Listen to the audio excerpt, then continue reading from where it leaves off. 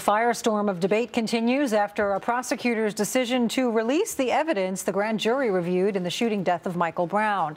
While the grand jury has put an end to the state's case against Ferguson police officer Darren Wilson, could this decision to release the documents influence future action in the case, including the Justice Department's ongoing investigation? Joining us now, Whitney Bone, criminal defense attorney, and Dan Shore, former prosecutor. Thank you both so much for joining us on this Thanksgiving Day.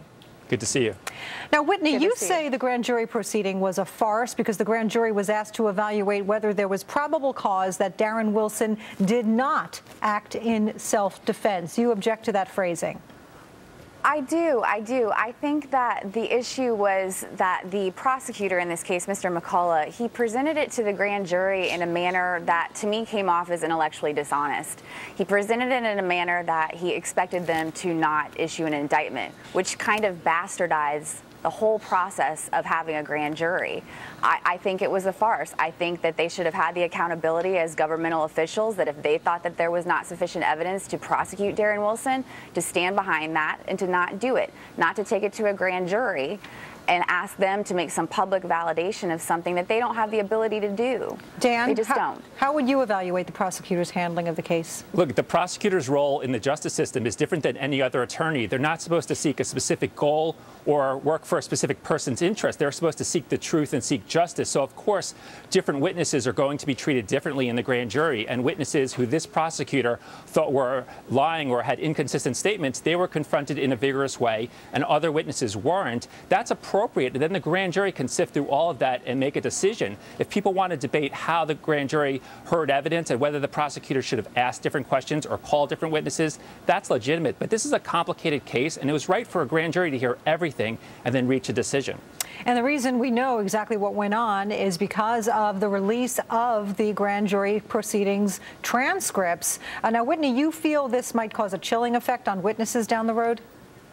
I do. I think that the whole concept of a grand jury was created upon the idea that the witnesses that testified there would have a level of anonymity and that they would not be subjected to having their identities disclosed. It was meant to protect law enforcement.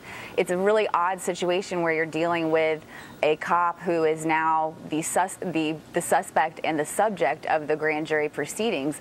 But the bottom line is, I mean, it was intended to be confidential. It was intended to be secret since we developed the system back, taking it from the British system preceding the American system. So I'm concerned about what effect that will have in the future on witnesses' ability to testify and feel comfortable doing so. Dan, before the release, you had a lot of people objecting to the decision without even having all the facts. Now they have all the facts, and we learned a lot of things, including a lot of information about Officer Wilson's side of the story.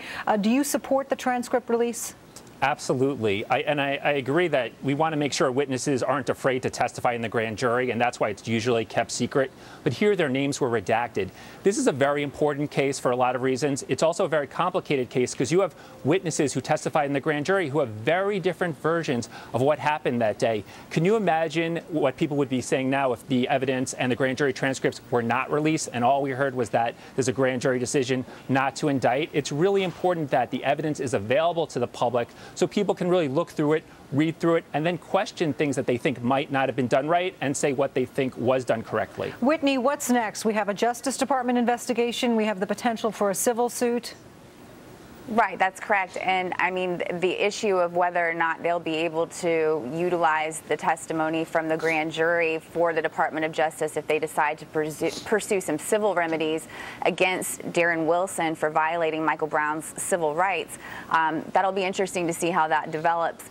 But it's definitely still out there. It's still a possibility. It doesn't look likely that they're going to issue a federal indictment for criminal charges against Darren Wilson, but there's still the possibility of pursuing a violation of 1983 and Michael Brown's civil rights. Dan, what do you think should happen next? Well, certainly the federal government should investigate it, and they are. They're going to see whether they can make a case for a civil rights violation. All of the key witnesses presumably have been locked into statements now in the grand jury. So those statements will be used by federal prosecutors, federal investigators, and also, of course, a civil suit is going to come out of this, and lawyers in the civil suit can also use the transcripts and prior statements as they build that case. So it's all going to be relevant, and it'll all be used as the legal proceedings go on. All right, Dan Schorr, Whitney Bone, thank you both so much for joining us, and happy Thanksgiving. Thank you. Happy You too. Thanksgiving.